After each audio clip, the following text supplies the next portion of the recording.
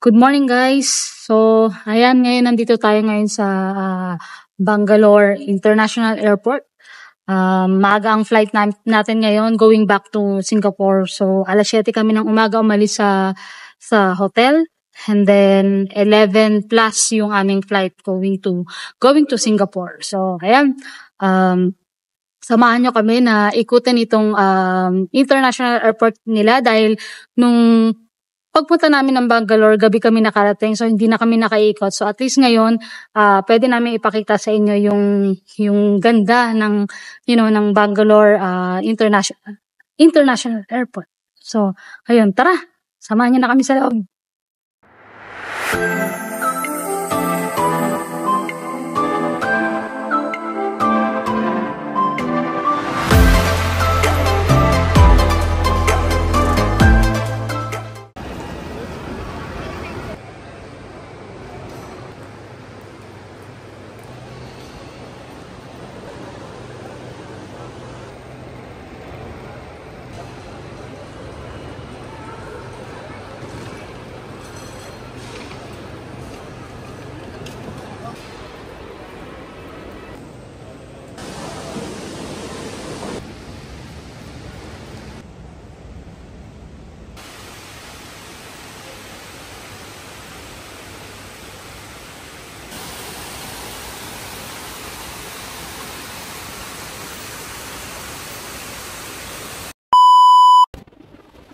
Okay, so right now nandito tayo ngayon sa lugar kung saan yung mga boarding gate. Kakalagpasan namin sa immigration. So, tingnan nyo siya guys. Ang ganda ng ano nila ng interior nila dito. Nakakatawa. Parang nasa ibang planeta. Ang ganda, di ba? So, makikita nyo dyan, may mga upuan, may mga waiting dyan, tables, chairs, mga ganyan. So, dyan kayo, may mga lounge dyan. Ayan si Missy. Tapos, tingnan nyo to. Pakita ko sa inyo, meron sila ritong pa-falls. Tingnan nyo. Ganda, di ba? Ang ganda, nakakatuwa yung nila, yung interior design nila. Tapos may mga kainan din dyan. Banda dyan, may mga kainan. So, iikot ko lang kayo, papakita ko lang sa inyo kung ano yung itsura niya sa loob. So, ayan si Kuya, di ba? Waiting. So, ang ganda ng nila. Ang ganda ng mga pwede yung paghintayan ng flight ninyo. Para siyang para rin siyang Singapore. May mga mahalaman, ganyan. Diba? Maano siya, malinis din siya. Ang cute, diba? Yan, may mga ganyang upuan sa may mga ganyang upuan at saka lounge sa Singapore Diba ang ganda? Ikot ko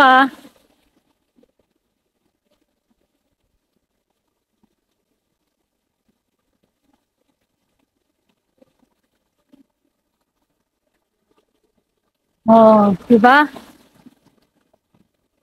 So, ayan. Ang ganda niya. Pasok tayo dito sa puro kahoy. Ito. Yan, sa area na yan. Sukin natin yan.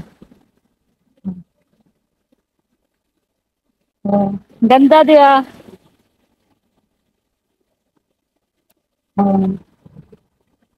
Cute.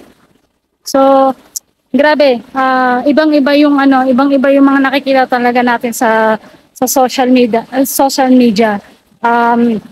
Iba talaga pag ikaw yung nakakapunta sa lugar na yon. Ako talaga initially parang I was quite hesitant kasi ang dami kong nakikita na kumbaga mga negative, di ba?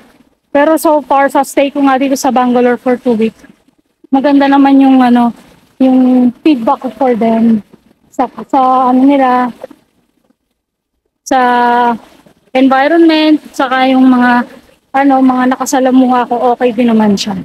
So ayan si Jen, ewan ko anong ginagawa niya sa information center, pero ayan, di ba ang ganda?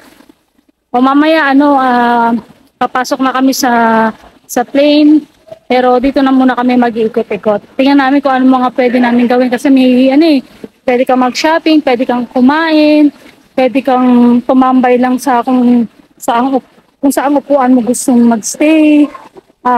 Ito nga may Wolfgang din sila dito. So, yan. Lapitan natin. Pakita natin sa inyo. Pero hindi ko na yung lapit na lapit. So, ayun yung Wolfgang. Pakita ko sa inyo. Ayun. Ayun siya. Hindi na ako lalapit doon para maglakad. Pero yan. Di ba? Okay siya guys. Maganda. Maganda. Maganda. Gusto ko siya. Gusto ko yung interior design niya at saka yung environment.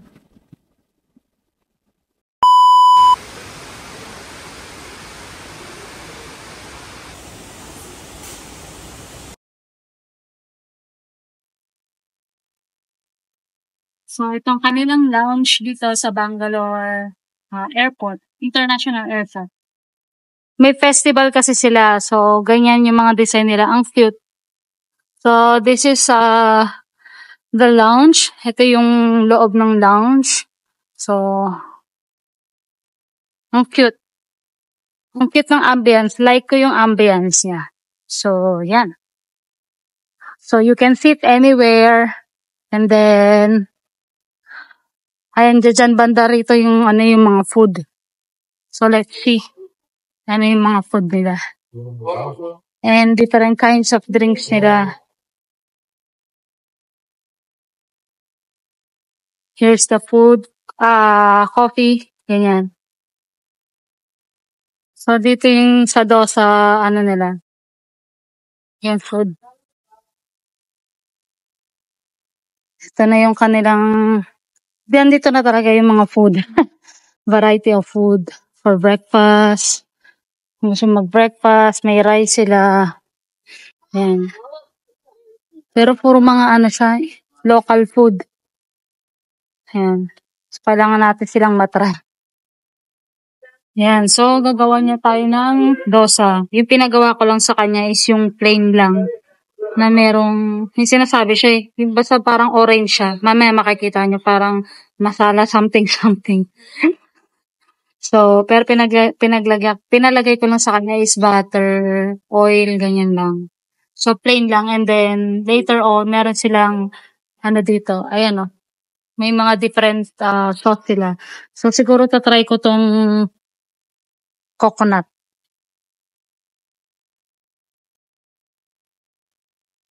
Yan, nilalagay na nila yung oil.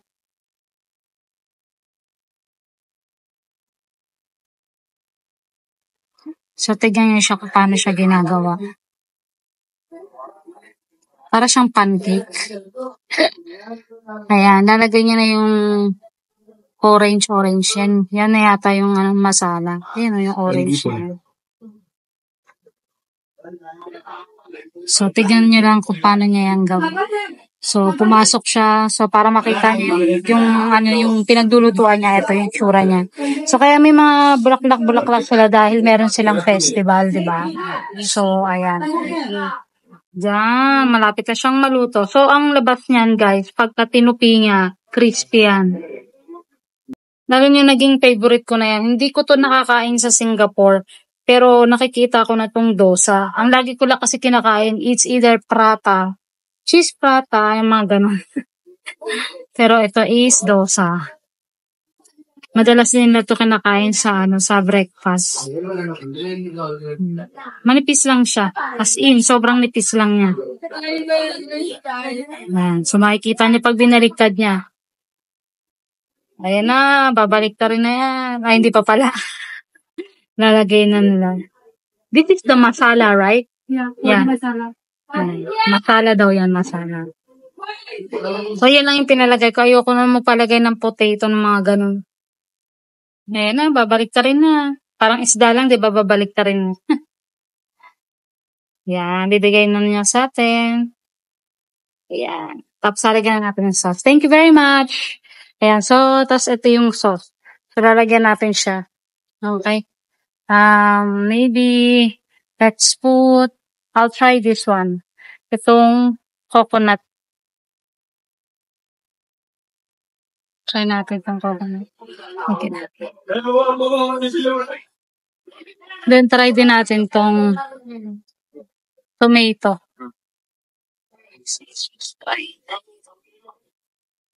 Okay. So we're done. Alright. Thank you.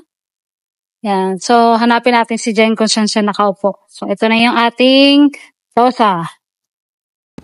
Nag-American breakfast na naman si Jen. Bacon na naman siya. Ako dosa. Tapos, tingnan natin doon sa western part. Nagkamali ako guys. Hindi lang pala siya local food. May western din. So, kaya tara, punta natin.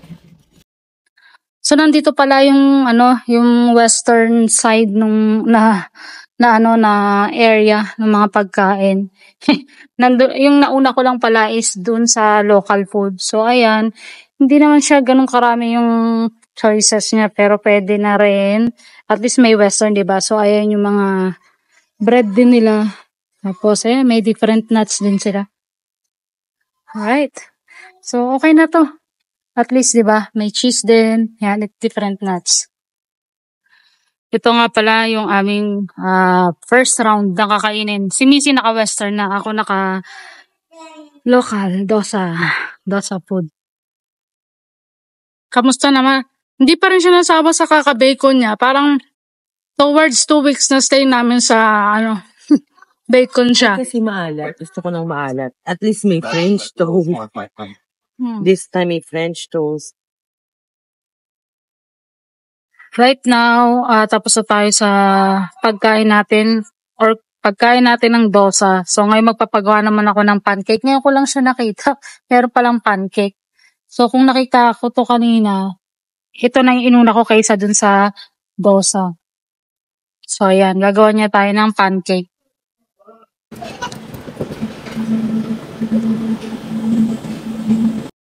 May pagbilog. So, hintayin natin yung maluto. So, dito sa corner na to kasi, meron naman siyang niluluto ng mga egg. Different kinds sa pagluto ng mga egg. Dito tayo sa pancake.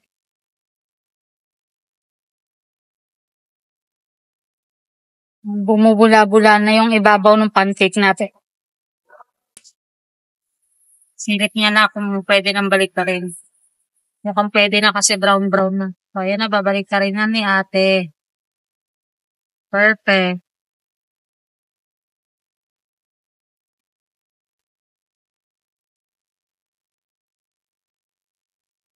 So, ito yung mga syrup nila. Meron silang maple syrup, meron silang honey, tapos, hindi ko cinnamon powder, tapos meron silang chocolate syrup, meron din silang Nutella. So, pero baka maglagay lang ako ng maple syrup. Tsaka siguro konting chocolate syrup. Malapit na maluto tong natin. Ayan. Kasi na siya brown na siya. Tsaka umaangat na siya.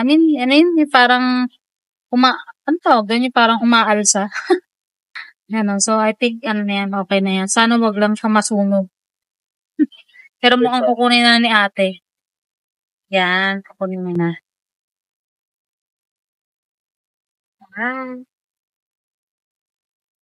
Yan. Nalagay niya na sa plat dito. Thank you.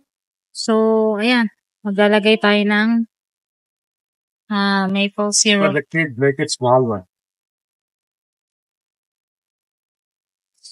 Maple syrup tayo. A little bit of maple syrup.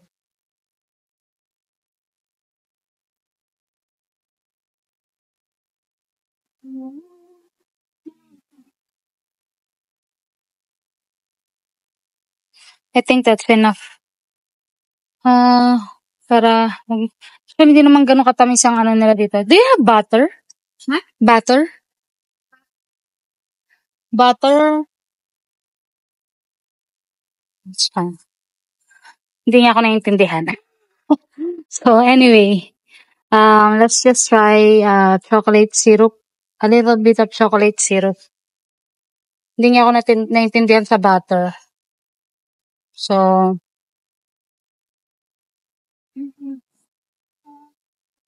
yeah, egin lang din natin. Can I get some scrambled eggs? Yeah. Thanks. And any chance you can make it? Konti lang. No, no, masala. Masala sandwich. Alright. Pusa tayo. Wala silang butter. So, ayan. Ready na ang ating pancake.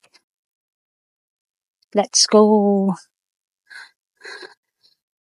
Wala silang butter. So, no choice. Ayan. Yan na. Nainggit tayo kay Missy. So, kumuha na rin ako ng sausage. At saka ng bacon.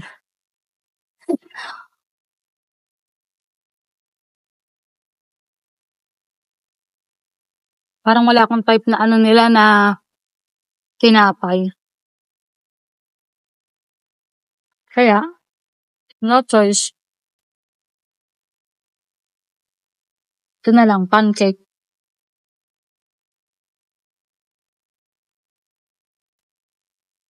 Wala silang butter. Hindi ako maintindihan may ate kanina. Parang ano, masyadong makapal yung pagkagawa niya ng pancake. Nakakaumay. Pero, okay lang din.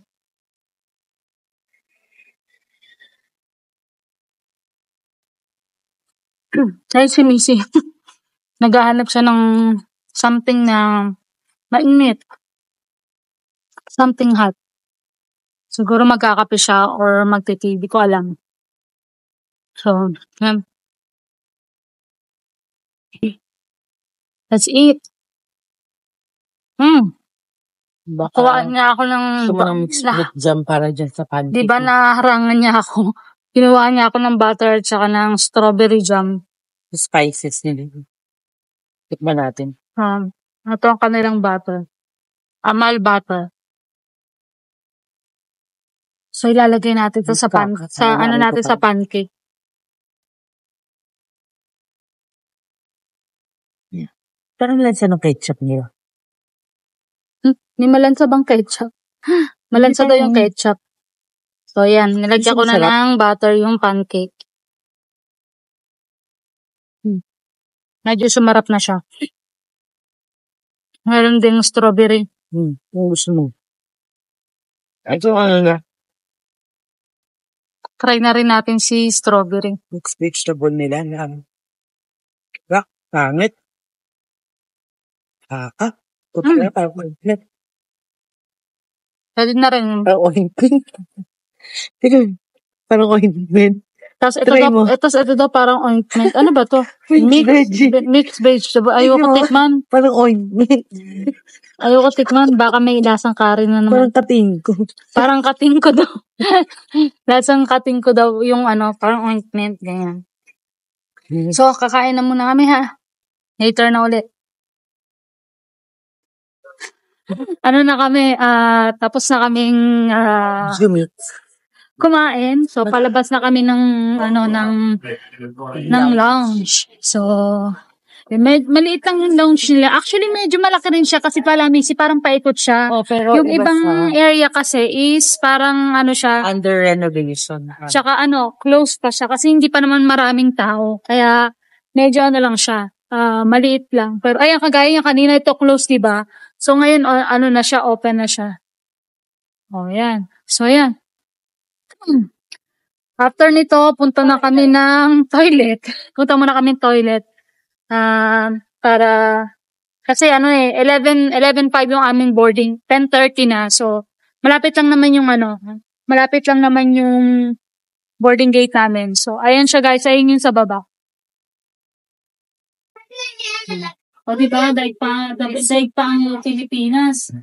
O, dito nakadice yung toilet. Tapos, pa yan? Mapit. Thank you. Diba? Huwag tayong kamay. Siyempre, kailangan. May pa sila dito. May pa-dryer pa ng hair. O. Parang hindi kaya. Yakan na. Wow. Oh, okay na. Bye. So, anong masasabi mo sa washroom nila, Missy? Malaki naman yung washroom nila at saka malinis. And may bidet. At, may bidet. At naka-Dyson sila. Dyson sila. Diba? So, ito yung kaya airport. So, di ba, kita nyo naman yung airport nila, di ba? Maganda, tsaka malinis. Hindi naman sa parang maganda pa sa international, airport sa Pilipinas natin. Sa Pentagoda International Airport na. Di ba? Pentagoda. Kempegoda. Ayan yung nila. Kempegoda. Kempegoda International Airport, Bengaluru. Okay? Let's go na sa ating gate. Diba sa atin may mga jurot. Dito O, diba? jurot. Tingnan nyo yung mga upuan nila dito. Para ka rin nasa Singapore. Diba? Yung sa atin may mga jurot. Diba? O, saan ka pa? Kaya yung minsan yung mga nababasa, mga nakikita natin sa social media, hindi natin dapat pinaniniwalaan lahat-lahat. Ayan na, papunta na kami sa namin, sa gate. Kami ay nasa C4. Yeah, malapit lang dun sa lounge itong boarding gate. So, hindi mo kailangan na magmadali. Kahit mag-chill-chill ka lang ng paglalakad.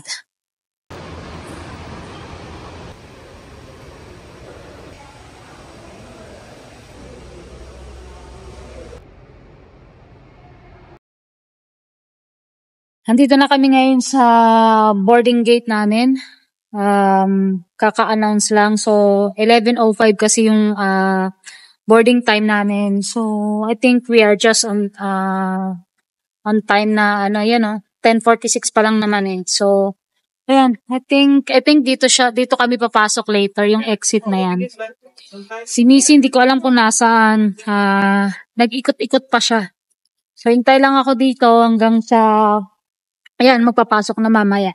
And then, ayun, another 4.5 hours from Bangalore to Singapore. So, ayun, mamayang gabi pa kami darating ng Singapore mga 7. And then, after namin makalapag, uwi ng bahay. And then, after nun, siguro, pupunta kami ng mall just to buy, some stuff na kailangan namin iuwi ng Pilipinas. So, ayun. And then tomorrow, papasok pa ako ng office para masettle lang yung mga ibang bagay-bagay. At may mga handover kung meron man. Pero I don't think na meron akong i-handover. Pero siguro, try ko lang din na i-scan lahat ng mga resibo ko for reimbursement, and yung mga nagastos ko rin sa trip namin trip ko pala sa Bangalore, yung business trip. So ayun, and then excited na talaga akong makauwi din ng Pilipinas, and hopefully ayun nga, magkaroon ako ng available not available time but available schedule. Kasi bala ko na pa-check up sa Pilipinas, parang follow-up check-up lang din.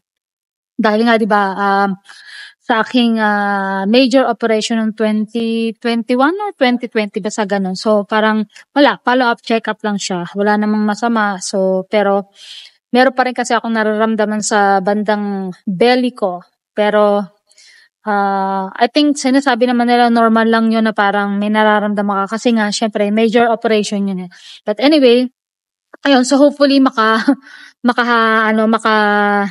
makahanap si Hope tsaka si Dang ng doktor na pwede mag-check up sa akin during weekend.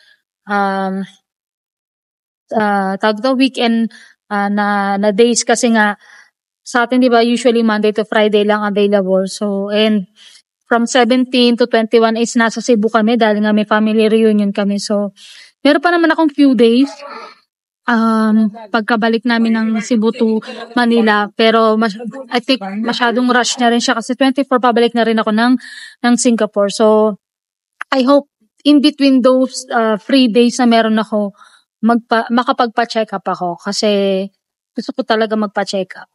So, ayun. Hintayin lang natin yung boarding natin and then lilipad na tayo papunta ng Singapore. So, ayun, welcome Singapore tayo mamaya.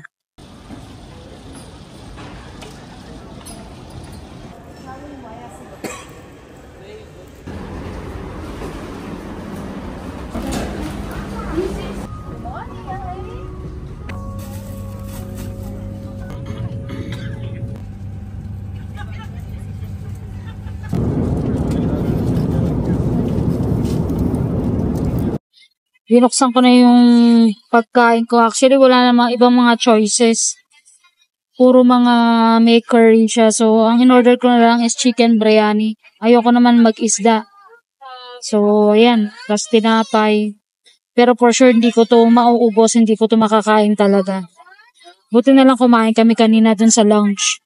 So, ayan. Tara, kain tayo.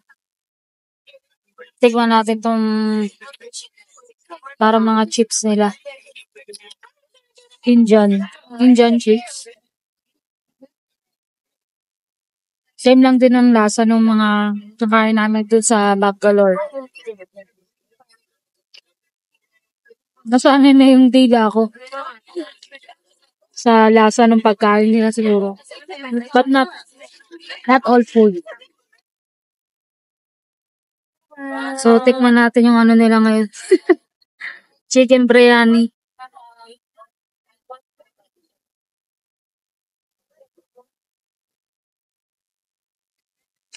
Okay siya sa akin kasi hindi ganun katapang yung yung lasa niya. Sakto lang. Yung iba kasi very strong yung yung taste ng biryani.